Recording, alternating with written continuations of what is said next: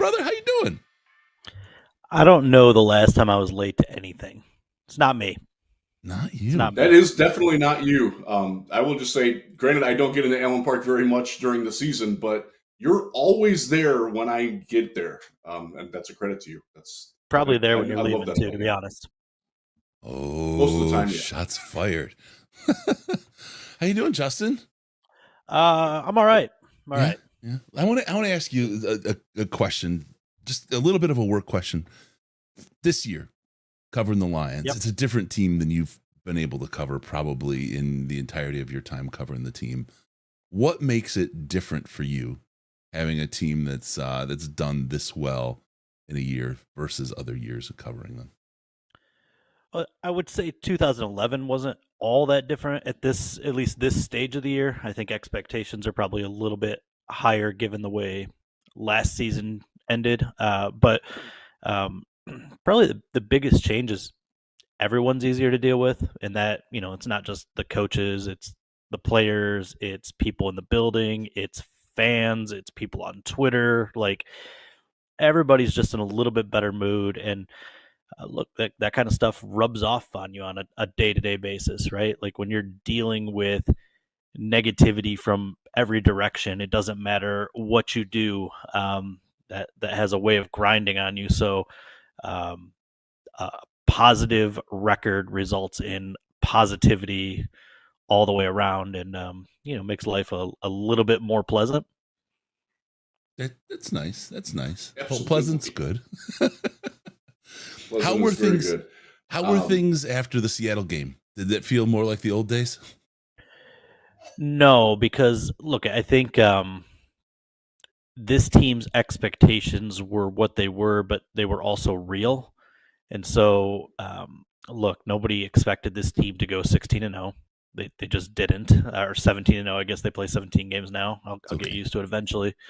Where are the Chargers located? I can never remember. But look, that you look at that game, and there were some sloppy plays by the offense that put the defense in bad positions. Um, it wasn't their best game, but there were still kinks to be ironed out. There were still new pieces being implemented. So, Seattle not so much. I would say Baltimore probably more so. To have a standard now set, and then you go into a heavyweight title fight against a very, very good opponent, and to get smashed the way they did, I think there was some uh, negativity that percolated through that week. But look, they're on their way up. They're not at the top yet, and there's still work to be done. There's still probably pieces to be added. It's I'm not saying they can't win a Super Bowl this year, but there's still probably a little bit away, and still trying to figure out their way. It's a build. They're in year 3 of the build. They're ahead of the curve in the build, and so um, it's. I just think some of these things that are happening, some of the losses are to be expected with a young team still figuring it out. Let me ask you about the reaction between the loss in Baltimore and then how they played against the Raiders, because they absolutely destroyed the Raiders, but they didn't really reflect that on the scoreboard. What was the reaction in the locker room and in the coaching staff after that? Did they treat it like we got to do a lot better than this, or were they feeling it pretty good? Yeah, look, the locker room following the Baltimore Ravens loss was the message was pretty consistent. That wasn't who we were. We're not frauds. They were trying to implement this thing that we got to get back to doing what we do. That's for lack of a better word, being a gritty football team. And look, the Raiders win was kind of ugly, particularly from the offensive end. Right, you have 5 trips to the red zone. You punch it into the end zone just one time. You turn the ball over 3 times. Goff has had some sloppy moments this season. That was, another one with his interception that resulted in a pick 6. So, look, the Raiders are a bad football team, as reflected by their recent decision to fire their coach and GMs. But I say this all the time, like you can only knock down the pins the way they're set up. And to come out of that game with a double-digit victory while playing as sloppy as you did, I think still reflects that this is a good, not great football team, right? Like you did enough to still win handily, but I don't know. Like let's just pretend that was the Chiefs versus the Raiders. That might have been a 50-10 game. It just might have been, and I think that's where the Lions need to be. Is they need to more consistently execute on both sides of the ball. The defense played pretty damn well in that game, but the offense, it's stumbling a little bit right now, and they've got a bye week to kind of maybe figure some of that stuff out. Who knows? Maybe Donovan Peoples-Jones will be the answer to all their woes. I don't know, but look, they've got some things to iron out during the break here. DeAndre Swift was the answer to Philadelphia's woes, it seems. Well, not that they had a whole lot of woes going on, but he did find a resurgence when he got home. So maybe coming home is a little special. I mean, just I know we're not talking about Swift here, but that is a guy that everybody wanted to see carry the ball here more, and I just kept saying you can't. He's gonna break. He's gonna break, and every single time they did give him the ball more, he broke. And to see him stay healthy, I mean, God bless him. Good for him to be having this run, but that guy did not exist here.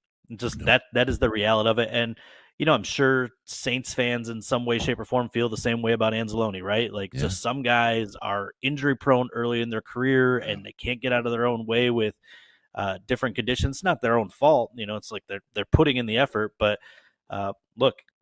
Anzalone's played a lot of snaps here and had very minimal injury issues. So just sometimes that's the way it goes. Yeah, for sure. I want to go back to something you were saying about the team being on a rebuild.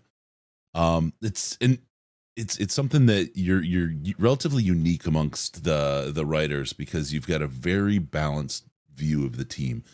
A lot of fans were up in arms and shaking their fists at the sky and yelling at clouds, the whole thing about not making the big signing at the trade deadline and all that. And the kind of the place where I'm at mentally on this is very similar.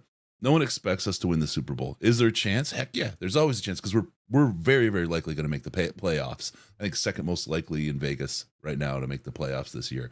Very likely to make the playoffs, and we've seen a 9-7 Giants team mumble their way all the way into the Super Bowl, right? Who knew?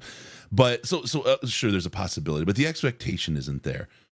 What this team has been able to do, what Brad Holmes has been able to do, is to continually have, Dan does this, but the arc's really been like this over the course of 3 years for the team and the improvement in play, in record, and in all of those things. And he's done it almost solely through the draft. Even the guys he picked up in the offseason, you got CJ, GJ injured, you got Mosley out injured, right? It's mostly and almost entirely through the draft. The idea is the window's open and you can close. You can set a time for that window to close by signing some big onerous contracts, which always are the ones from free agency. If they continue on this track and Brad with his history can continue to draft this way, it seems like unless you lose Brad, the scouting department, Dorsey, whatever combination that they have there, it could go on in perpetuity. And I say that because they can manage the cap completely, have the cap completely managed throughout this period of just through solid drafting, through great drafting. Really, Brad Holmes has shown an incredible ability amongst GMs to find talent. Yeah. Look, I did a pre-trade deadline article, and I just said, look, there's 4 paths for the Lions to go here. There's the home run swing. It's going out and getting a Brian Burns or I guess Chase Young if you want to throw him in that home run category. There's the solid starter route, so you're still probably paying a premium draft as with just Cortland Sutton's the first name to come off the top of my head. Receiver or a position player that's got a lot of production and starts under his belt, but not a superstar, right? Unsexy depth and do nothing. And they kind of, certainly with the way Peoples-Jones is playing this year, probably checks more under unsexy depth. But, if that happened in the offseason, maybe goes under solid starter category. So he's somewhere in between there. But with the home run swing, that's what we're focusing on here, right? Like, you look at the multiple factors, and I know people say, oh my God, the 49ers gave up a 3rd round pick for Chase Young. And yeah, that's not a whole lot in terms of a rental, but you listen to the words Dan Campbell says, that it's got to be right on multiple fronts. It's got to be personality. It's got to be cost. It's got to be everything. And so if I'm trading for a big time player, I'm looking for him not to be a stopgap. This is not a team that's looking for a stopgap and just trying to get to one round further in the playoffs. This is a team that's looking to build something long-term. It's always been about building something long-term. So any superstar I'm trading for comes with the idea that I want to sign that player long-term. And so now you're talking superstar level contract. For Burns, maybe it's $24 million a year, or Surtain if he was available, which I'm not sure he ever was. But now you're paying 2 first-round picks, plus you're paying the highest end cornerback contract. And that's fine. That's what you pay for an elite player. But you recognize that within the framework of where this roster is, and that the fact that they're going to pay Jared Goff sometime soon, that they have to pay Amon-Ra St. Brown sometime soon. Penei Sewell is not that far off from getting a contract, and certainly would fall within the window of whatever extension you give one of these players you acquire. And so it just adds up to some complicated math, because there's only so many guys that you can afford to pay 20 plus million a season. And they've kind of already declared, whether with words or actions, that St. Brown and Sewell are the foundation of this franchise. I think we all recognize that at some point Goff's going to get extended. And so it just goes back to what you said, that this GM's bread and butter is the draft. And you find that a lot of the great franchises do an excellent job of building through the draft and then supplementally adding not superstars, but solid pieces, starters through free agency to fill their voids, their holes. And so, would a 3rd round pick have been a devastating loss for the Lions to go out and get a Chase Young? No, it wouldn't have. But it's just not the way this GM has gone about his business, and he's not one to deviate from his plan. I'm going to figure out how to shut off this email that I got open, apparently. Everyone said, please run, get away. You talked about, like, Cam Sutton is the ideal of what the free agency, how this team is going to use free agency. A good starter, not a huge name, but a guy that comes in. He's really smart. He loves football. He gets along well. He's coachable. Has some leadership skills. Has some initiative on his own, and has played very well. And a contract that is probably 65% of top of market for the position, right? You're not paying a guy $25 million. You're paying him, I think it was 3 for $39. I can't remember off the top of my head, but I believe so. A far more reasonable cost that kind of shoehorns into what you're doing big picture. Yeah. So you brought it up, so I'll ask. Goff extension. We're going to see it by the end of the bye week? I don't think so. But who knows? I really thought there was a decent chance they got it done in training camp. That's been kind of the framework for the big extensions for the. It's not that they don't do extensions midseason. Fox, I think, was one that they maybe did in the middle of the year. But those really, really big franchise-altering budget extensions typically get done in the offseason. We've seen that with a couple players already, and so they have a full season to get it done. And so I think that probably the more likely thing is that it'll get done sometime between next end of May to end of July. Okay, makes sense. I'm going to throw back a little bit, and I assume you remember this. This is one of my favorite all-time articles, Justin, and I've told you just personally, person to person, you're my favorite of the writers out there. You put incredible work together, and I said, for The idea of like the 1950s fedora wearing guy with a little press card up in the top. That's to me is when journalism was the real deal and did great work, because people did investigative stuff. They did ask their own questions. They found ways to talk to people and go to get items and really develop news based on the information out there. And you do a really good job of presenting the facts and presenting things that you're thinking about and things that you've kind of chased down in a way where you're not and you know, none of your headlines ever end and this is why you should be angry or this is why you should feel whatever. It's all just very well presented, balanced stuff. But you put together a longer form piece back in March. I'm just going to read the title here. Chris Spielman embraces the background role with the Lions, where the Super Bowl win is the #1 goal. That was a spectacular piece of work. And I just want to kind of go into it. And I ask people, go check it out. Go Detroit News. You can search it. It's in there. It's a great article. But what went into putting that together? How much time did you spend with Spielman? How many times did you go back to talk to him? And what was the thought process as you rolled through that, putting that piece together? So I think people that know Chris Spielman over the years is he's largely been a pretty accessible guy through his post playing day careers. But after he took the Lions position, that accessibility just went to zero. And that's fine. I mean, occasionally you'd see him walking out of the practice field to the practice field, and you can have a really quick, casual conversation. But in terms of on record interview stuff, no. I mean, just it went completely to zero. And I first reached out maybe 6 months in, like midway through point of his first season here, and got the kind of the feedback like Chris would prefer to hold off any interviews to the offseason. Okay. Tried in the offseason, radio silence. Tried again, maybe training camp or early season the next year, and kind of the same thing. Like there was no interest. And so finally, I think it was probably January, I reached out and I was like, can we get something set up with Spielman? Anything, like when's a good time? And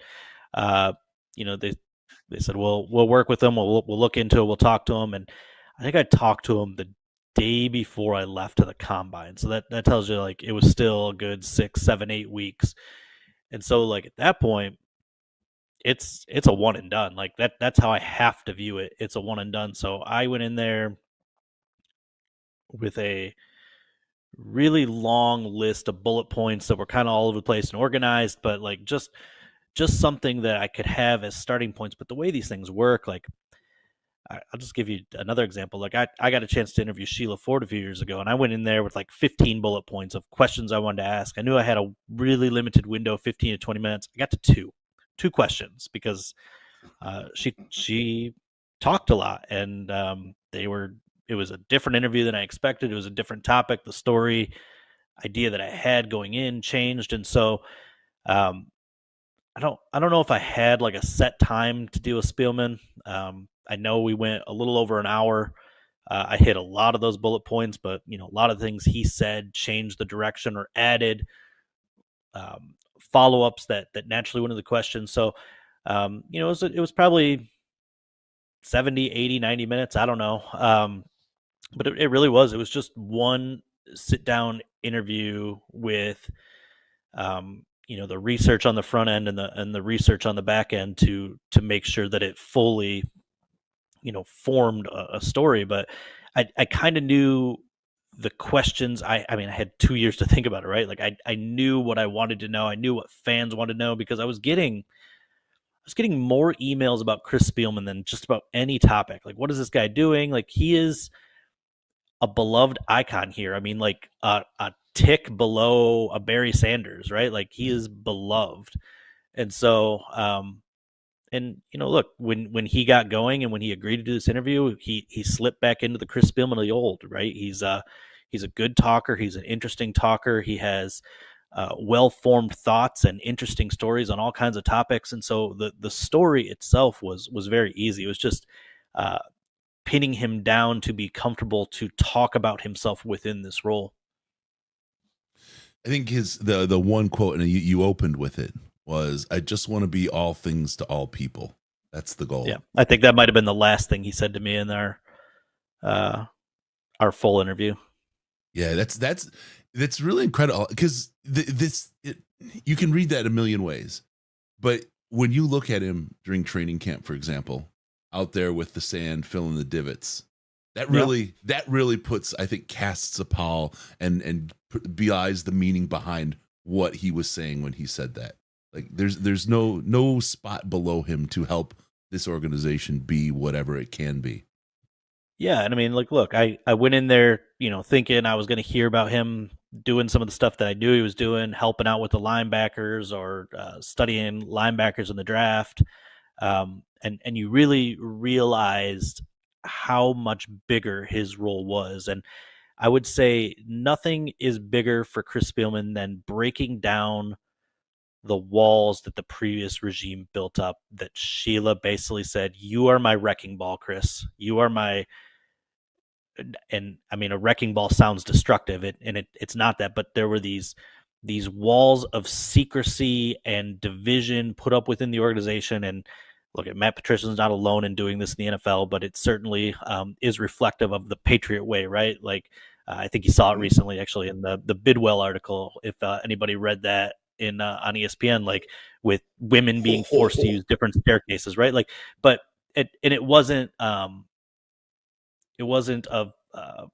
by gender or race or anything like that at Allen Park, but there was that wall put up between football and non-football sides. And I had another player I sat down. I won't say his name because I'm pretty sure he didn't want it on the record, but he said, "I hated walking around the building because you were always on eggshells because you didn't know whether you could say hello to someone without getting them in trouble." And like, that's a ridiculous thing. You don't know if you could say hello to the janitor or you could say hello to a cafeteria staff, or you can, but that was the culture that existed in the Patricia Quinn era. And so, Sheila really was intent on breaking down walls, not only in the practice facility, but the lack of a bridge between Ford Field and the team headquarters in Allen Park. Like, there were so many people, she told me, that like had never been to Allen Park that worked at Ford Field, and that includes sales staff or security. Like, and so she wanted Spielman to be that bridge. She wanted him to be that wrecking ball of those walls, and to hear some of the things he was doing with teaching the football 101. And he says 101, like we're talking probably 201, 301. Like he's getting into, coverage rotations and stuff like stuff that is beyond 101, but then also going into Ford Field and opening up a meeting to anyone that wants to attend. He will answer any question honestly about the previous game, with the only rule being you can't talk about it after. That's an unbelievable cultural thing, but what it does is it gets every single person in the organization to feel like they are part of the team, that they feel like they're part of the team success, that the boat is being rowed the same direction by however many employees are under the Detroit Lions umbrella. And look, when you deal with people in that building, whether it's, again, custodial staff or people in the kitchen or people that are running the video equipment, like there's just a lightness to their being now. Like nobody is walking on eggshells anymore. Everybody's friendly. It's happy. It goes back to that positivity that we started this call with. And, it starts with Sheila. It absolutely starts with Sheila, but a lot of credit goes to Chris for helping her execute her vision. Yeah. Let me ask you about Dan Campbell. What's the biggest misconception that people have about him? You spent a lot of time with him. You've been able to get to know him a little bit. There's a general consensus about Dan Campbell. There's the national media kind of kneecappy thing and that, but fans kind of have gotten past that. But what's the one thing that people misunderstand the most about him? I think most of those things are fading away, but the one thing that almost everybody that works with him behind the scenes, particularly on the coaching staff, the players, is he's really smart, and I think sometimes that gets lost in the, what do you want to call it, the meathead persona, right? and look at, like, I think he probably wears his meatheadedness as a badge of honor. I mean, that was the type of guy he was the gritty, physical, smash mouth football player at a position that is naturally all those things if you're doing it well. But I think he's progressive in the way he thinks about the game. I think he's we give Dave Phipp and the special teams all these credits for these fakes and this execution of fakes. It's all Dan Campbell. Like, obviously Phipp's out there executing it, but the philosophical reason they're doing it, the man that's pulling the strings on the decisions, is Dan Campbell, because he just hates punting the ball. And he's like ahead of the curve on analytics. And you think of like coaches that would be ahead of the curve on analytics, and you think of the Mike McDaniels of the world. Exactly. But it's Dan Campbell is ahead of that stuff. And he while he still embraces the old school mentality of football, he's applied it to the modern game and grown and changed and evolved as the game has evolved. He doesn't reject new ideas. And I think that is a unique thing, and it's particularly a unique thing that for a guy that was a former player who played for Bill Parcells, of all people, right? Like, one of the, I guess, most stereotypical pictures I can think of as a coach is Bill Parcells. Yeah, he fits directly in the silo of fictional coaches. So I think that's probably the biggest misconception of Campbell is just his intelligence and willingness to evolve that make him really above and beyond a good coach, more so than just the motivational tactics. I got a little question to spin off of that. You talked about how Dan is behind a lot of the special teams creativity. How much influence does he have with the offense and Ben Johnson's creativity? How much of that can be attributed to Dan? How much, and also, like, how open is Dan to? It's pretty clear that he's open to letting Ben do what he wants to do with it. But how much fingerprint is of Dan on Ben's offense? It's definitely there. I think the unique thing about Ben's offense is it's got fingerprints of everybody on the staff, and that's kind of the cool thing about it. I got that chance to sit down with Ben this summer as well, and that was my sole purpose of that interview, right? Like, I talked to him last year for a season feature, and it was more about the Goff relationship in year one, and like, how is he going to make Goff a better quarterback? And I asked something kind of like offhandedly, like, what's the foundation of this offense? And it's where I realized for the first time, like, there wasn't one. Like, it's this, we hear all the time with defenses about defenses being multiple, and you don't hear it as much with offense. Like, most offensive guys are set in their, I'm a West Coast guy, or I'm a Air Coryell guy. And like, Ben Johnson's a little bit of everything. And so I said, well, we can't get into that now because that's a big conversation, but I would like to come back to that. And then I thought he was going to get a head coaching job and we'd never have a shot. So,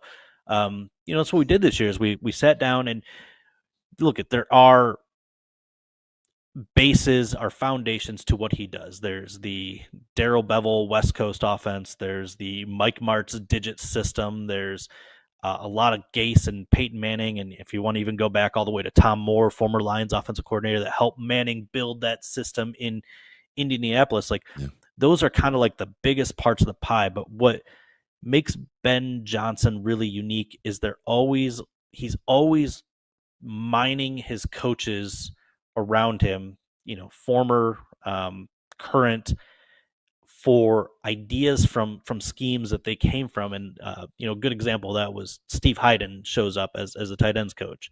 And what is Steve Hyden's background from Arizona? He's got Cliff Kingsbury and he's got Bruce Arians, two really high-end offensive minds. Ben Johnson's like, I don't know much about either one of those systems. He goes, so I'm like, I cannot wait to like just dig into Steve Hyden's brain and find out what things can we incorporate into what we're doing to make this thing even bigger and better. And so, look, there is plenty of Dan Campbell in that offense in terms of what he learned from Sean Payton, what he learned from Bill Parcells, and they definitely run plays. And I don't have the example all the time, but Ben Johnson gave me one where he's like, this play we ran on this critical situation that scored us a touchdown was 100% a play that Sean Payton ran in New Orleans that Dan Campbell said, I think this would be a good fit. And Ben's like, yeah, let's find a way to work it in. So, the fourth down aggression is obviously a big Campbell thing, but like,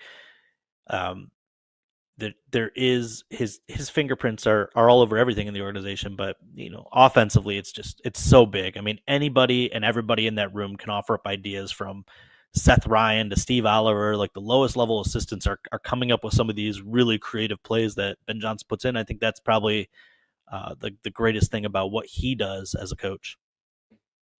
Yeah, I think that kind of goes about how they fit together as a front office staff, because what we had, and this is probably a reaction to the previous regime, and one of the things we've seen, if you go back to from Marinelli on, it was always a wild pendulum swing from one side to the other as to how we wanted our coach to be, right? And this is why we went, oh no, Jim Schwartz, crazy. Like, everything's off the hook. Let's get Caldwell, right? Completely different personality. Okay, let's get Patricia. And Patricia really left a mark. Bob Quinn really, really left a mark. And it was red, swollen, and bruised. I think scar is the word you're looking for. But this bounce back was one, and I think this is what has really led to the result. Because of those walls and those barriers that were built, they recognized the value in working across, between the rooms even, of players, across the coaches, up and down, vertically and horizontally across the organization. And they've really sought to create an organization and keep people that are able to work that way. And hearing how all these folks, I've heard a lot about Ben and Hank and Tanner and Coach Campbell, how they work together. Steve Hayden heard a lot about some of the input that he's been putting in. But there's somebody that everyone seems to have been really, really quiet about, and he was hired at the same time as Hayden, and that's Dre Bly. Big name, big Lions kind of name from a long time. And had a huge impact on the team. What have you seen? What is it that he's brought, and how does he fit in on that defensive side of the ball? What do you think his impact has been? Because there's not been a lot of put out there about Dre and his impact.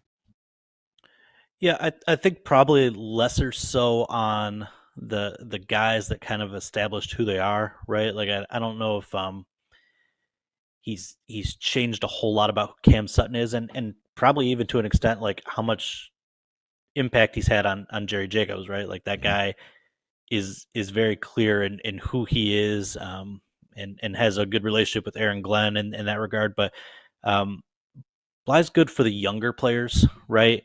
In teaching confidence, in teaching technique. Look, I mean, this is a guy that had a very long career. But not only that, a very productive career from the ball side of things, right. Making plays on the ball, and he did it without having the ideal frame or athleticism. A lot of what he did was instinctual, and you can never discount the value of confidence in cornerback play. And it's not just having that down in confidence. It's not letting your confidence in your ability be rattled by the mistake, because look, the NFL rules favor receivers. The receivers are getting better and better and better by the year. They're going to win. They are going to win often. And so you have to have the mentality to know that I'm going to lose sometimes, but I'm still confident in my ability that I'm going to win the next snap. And so that's where a guy like Bly comes in. It's almost like a life coach as much as a football coach, right? Like, you need to get them mentally prepared. And I think he does a good job with that. There's a new coach this year that doesn't get a lot of run, and I think there's some fuzziness about what he actually does. John Fox has been in, and I think I have an idea of what he does, but I would love for you to tell me if I'm right or wrong on that. So, what do you see John Fox? What's his influence on the defense? How's he helping Aaron Glenn and integrating into the Lions land? It's been a long time since we talked to Fox. I think we talked to him during training camp, but when I see him, his primary focus is the defensive backfield, right? And so, um, obviously, that was a major point of emphasis this offseason. They overhauled the personnel. They made some changes in the coaching staff, and Fox is really part of that. And so he's working with them on the whole of working together, the communication, the being in the right position. He's helped for Bly and Brian Duker, I don't even know if like safeties coach is the appropriate terminology for him, because I think he's more than that at this stage. And you hit on it a little bit, right? Like he is a veteran sounding board for Aaron Glenn. For as much as Aaron Glenn saw in 15 years as a player and a handful of years as a position coach and in third year coordinator, John Fox has seen more. And he's seen just more personalities, more players, more schemes, more football. And so, as Aaron Glenn is constantly working to evolve and get better, and I think he's really shown that ability to adapt both big picture schematically, but also week to week or in games. I think Fox's influence is there. He's the sounding board to kind of work through some of his ideas and to be more efficient overall in that process. Awesome. That's great insight, Justin. I want to just really mention, because we do this thing. We're here for St. Jude, and you're here for St. Jude as well to help us out. Imploring folks who love the content and want to do something good. It's getting to that season of the year where giving is a big highlight for folks. But we're here 24 hours. We're here the first hour again with Justin kicking it off, as is tradition now. stjude.org/DLP, fully tax deductible donations. Great way to help families, kids that are sick with cancer, research against cancer to help cure some serious things. I know we've all been touched either by someone we know, family members, friends, multiples in many cases by folks who have suffered from cancer. It's not just the kids and their families that benefit from the research that these guys do over at St. Jude, and but it is a wide-reaching benefit that comes out of what's done there. So we really ask everyone, as you're watching, just it's great to talk Lions. It's great to get the insights that someone like Justin can provide with all his time he spends and the professionalism that he brings to his role. But we don't want to lose sight of trying to get those buckets of ducats into St. Jude. So stjude.org/DLP. Thank you everyone for doing your part along the way. Justin, I know we've only got so much time with you. As much as you would just want to sit here for the entire 24 hours. I recognize you do have a day job, and you do it darn well. So with that, I want to thank you for joining us. Appreciate it, man. It was great insight as always. Love talking to you. Love having you on, man. No, I appreciate you guys having me, and I appreciate you guys what you do here. It's a really great thing. All right, awesome. We thank you for being first every year. We count on it, and it's awesome that you do this. And one quick parting shot question. Yeah. How much has Jonah Jackson's injury, if at all, impacted his potential contract extension? I don't think so. I mean, I almost chalked this up to another turf monster injury, like these high ankle sprains, like all the injuries we talk about with the turf causing. Like it feels like that's the one we've seen the largest increase of over the last 5 or 10 years, and maybe we're just learning about high ankle sprains, but this is another one of those. I don't think that influences it in any way, to be honest with you. Interesting in that Big V his injuries obviously will, but his age too, are going to influence probably his future with the team. Yeah, back is a little bit different there, right? Yeah. Nobody ever used to have a back problem. Yeah, look at Jeff and I are both over outlier. 40. We know all about back issues. I didn't realize you guys were that old. My goodness. All right. Appreciate you both joining. Thank you so much for the insights, Justin. Thanks for everything always. You're a grand dude, man. Be well, and we'll talk again soon. All right. All right, fellas.